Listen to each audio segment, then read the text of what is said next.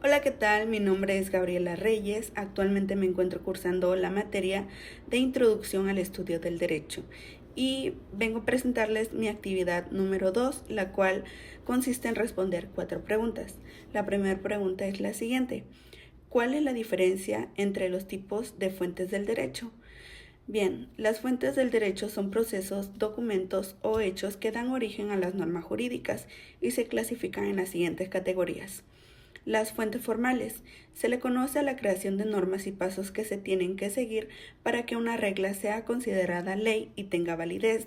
Dentro de estas fuentes se encuentra lo que es la jurisprudencia, la costumbre, la legislación y la doctrina. Las fuentes reales. Estas son factores y elementos que determinan el contenido de normas y no se refiere al proceso, sino al por qué surge la ley. Sus factores principales son los sociales, económicos, políticos y tecnológicos.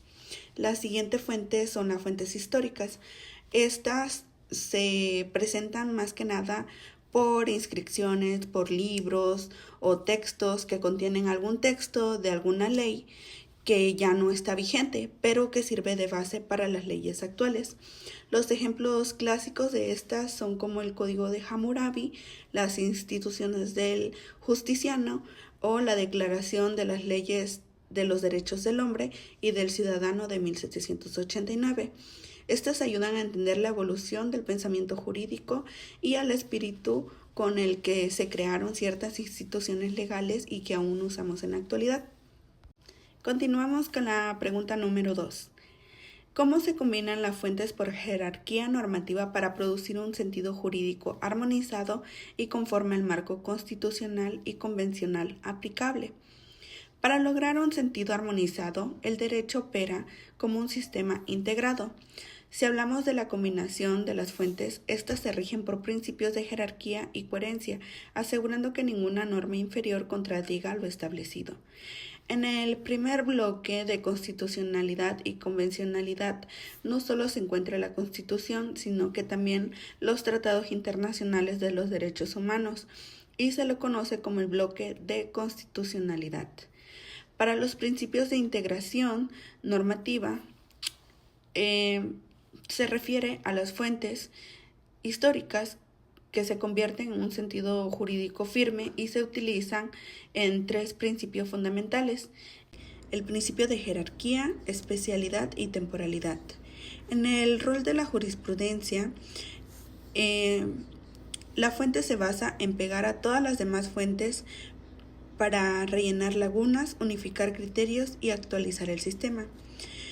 Para que el resultado sea conforme al marco constitucional, se aplica el examen de proporcionalidad. Este asegura que cualquier restricción o aplicación de una norma cumpla con el fin constitucionalmente válido de la idoneidad, la necesidad y proporcionalidad en el sentido estricto. Esta armonización ocurre cuando las fuentes formales son filtradas por el bloque de constitucionalidad, utilizando la interpretación conforme para que el resultado final no solo sea legal, sino también justo y protector de la dignidad humana. Las internacionales garantizan el derecho siempre hacia la máxima protección y nunca al retroceso. El control de convencionalidad. Este mecanismo obliga a los jueces a verificar las leyes internas que no se contradigan, el corpus juris internacional, que significa el tratado de jurisprudencia de tribunales internacionales como el de la Corte. También su efecto útil es asegurar el compromiso que el Estado firmó a nivel internacional y que se cumpla realmente en el día a día de los tribunales locales, evitando que el legislador local cree leyes que violen los derechos fundamentales bajo el pretexto de soberanía. La seguridad jurídica y los estándares globales. En un mundo globalizado, las fuentes internacionales permiten que existan reglas claras y predecibles, tocando temas como el derecho mercantil, ambiental y la cooperación procesal. La evolución y el dinamismo del derecho. Los procesos legislativos internos suelen ser lentos y se ven marcados por intereses políticos. En contraste, las fuentes internacionales suelen surgir de consensos técnicos éticos globales que permiten actualizar el sistema, subsanar lagunas y, lo más relevante, transformar la tradicional pirámide de Kelsen en un diálogo entre cortes. La validez de una norma ya no depende solo de su origen, sino también del grado que respeta la dignidad humana, reconocida ya como un valor universal. Para mi pregunta final, voy a compartirles ahorita un caso para tener un poco más de entendimiento en mi conclusión. Esta dice así: Juan Hernández, un empresario dedicado a la importación y exportación de productos electrónicos, celebró un contrato de compraventa con una empresa estadounidense. En dicho contrato se estableció que las controversias derivadas del mismo serían resueltas conforme a los principios generales del derecho comercial internacional, conocidas por los organismos internacionales.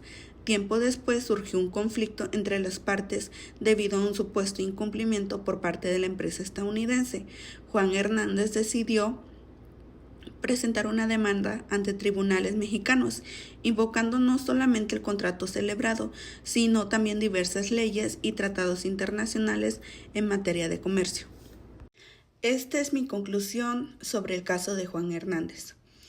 La resolución del conflicto demuestra que el derecho moderno no podemos delimitarnos al análisis de una sola fuente, sino que debemos articular un diálogo entre ellas para dar solidez al caso. Al haber pactado principios de comercio internacional, la autonomía de la voluntad se convierte en la fuente primaria, pero debe armonizarse con el bloque de convencionalidad y tratados internacionales que México ha suscrito. Entiendo que la clave no solo es invocar leyes aisladas, sino que también se debe de construir un sentido jurídico coherente, donde la jerarquía normativa asegure que el contrato de Juan sea interpretado bajo los estándares de buena fe y responsabilidad social que rige ahora el comercio global, garantizando así una justicia que trascienda fronteras. Me dio mucho gusto presentarles este tema y nos vemos para la próxima. Bye.